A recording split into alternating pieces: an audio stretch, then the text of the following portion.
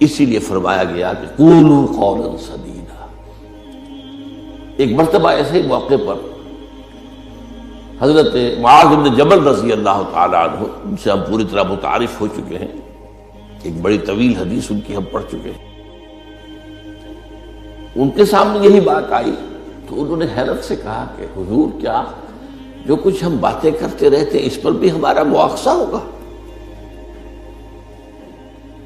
فرمایا شغلت کا امک ہے معاذ، یہ بڑے پیار بھرے انداز کی بات ہوتی ہے، اے معاذ تمہیں تمہاری ماں روئے، یہ وہاں کا محاورہ تھا جو بہت ہی اپنائیت والی بات ہوگی، اس میں ملامت کا ایک انداز۔ میں تو سمجھتا تھا کہ تم بہت دین کا فہم رکھنے والے ہو۔ اس کے بعد آپ نے فرمایا لوگوں کو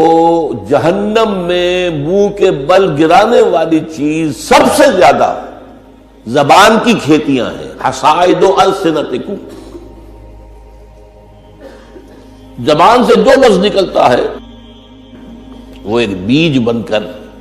آخرت کی سرزمین میں بویا جاتا ہے۔ اب اگر برا ہے تو کانٹے دار پودا اس سے نکلے گا، جھاڑ جھکاڑ، اور یہ تمہیں جا کر پھر کاٹنا ہوگا قیامت کے اندر۔ حصائد اس کو کہتے ہیں کھیتی کا کاٹنا نہیں ہوتا، حب الحصید۔ دو قسم کی نباتات زمین پر ہیں، ایک تو وہ جو پودا اور درخت موجود رہتا ہے، پھل آپ اتار لیتے ہیں، اگلے سال پھر پھل آ گیا، پودا وہی کا وہی ہے، اور ایک وہ فصل ہوتی ہے گندم کی ہے، چاول کی ہے، گنے کی، وہ آپ نے کاٹ لی، اس کو کہتے ہیں حصید۔ حصائد السنتکم، تمہارے زبانوں کی بوئی ہوئی جو کھیتیاں ہیں، سب سے بڑھ کر جہنم میں گرانے والی شے وہ ہے۔ اسی میں بلکہ ایک ذرا اور حدیث بھی ہے، ذرا اس میں حیا کا پہلو مانے ہوتا ہے بیان کرنے میں، لیکن حدیث نبوی ہے، حکمت کا بہت بڑا خزانہ ہے۔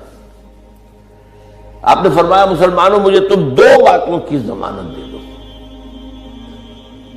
کہ تمہارے دو عضو جو بہت ہی چھوٹے چھوٹے سے، ان کا غلط استعمال نہیں ہوگا، جنت کی ضمانت میں دیتا ہوں۔ اب دیکھیے کوئی 2 من وزن ہے، 1.5 من ہے، 2 من سے بھی زائد ہے، اب اس میں 2 عضو ہیں، ایک زبان اور ایک شرمگاہ، ان 2 کی ضمانت مجھے دے دو کہ ان کا غلط استعمال نہیں ہوگا۔ باقی پورا جسم جو ہے، اس کی جو بھی حرکات و سکنات ہیں، ان کی گویا کہ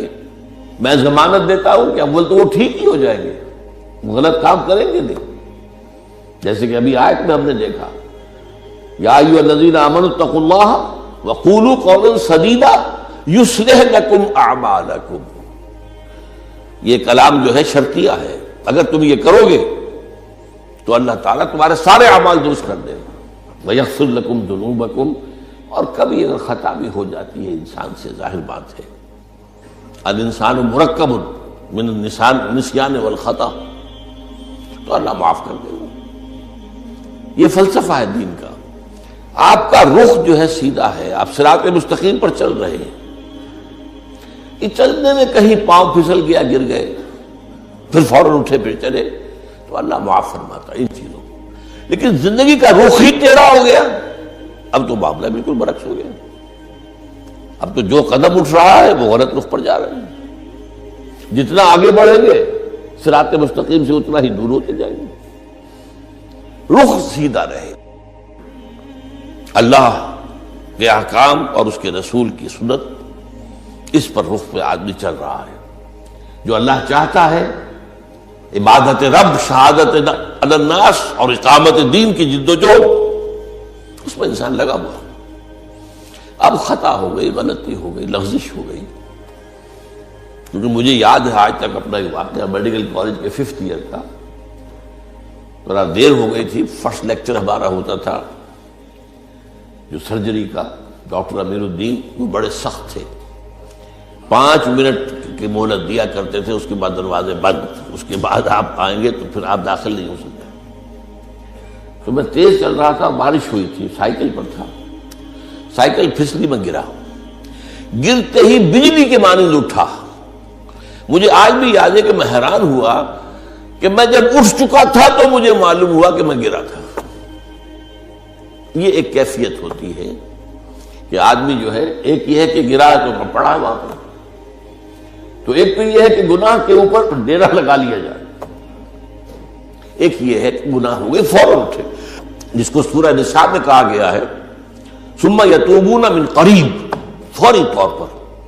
اگر توبہ کر لے تو اللہ تعالیٰ لازماً انما التوبۃ علی اللہ للذین یعملون السیئات ثم یتوبون من قریب، کوئی گناہ تو ہو گیا، خطا تو ہو گئی، فوراً توبہ کر لے، اللہ تعالیٰ صاف کر دے گا فوراً۔ اللہ نے اپنے ذمے لیا ہے، اپنے اوپر لازم کر لیا ہے۔ دے کے حضور آکھن منگتے دی خیر ہووے، دے کے حضور آکھن منگتے دی خیر ہووے، منگتا کبے سخی دے، منگتا کبے سخی دے، بوہے دی خیر ہووے، دے کے حضور آکھن منگتے دی خیر ہووے، دے کے حضور آکھن۔ اور جنت بڑی جگہ لگیا جڑی جگہ تے، جنت بڑی جگہ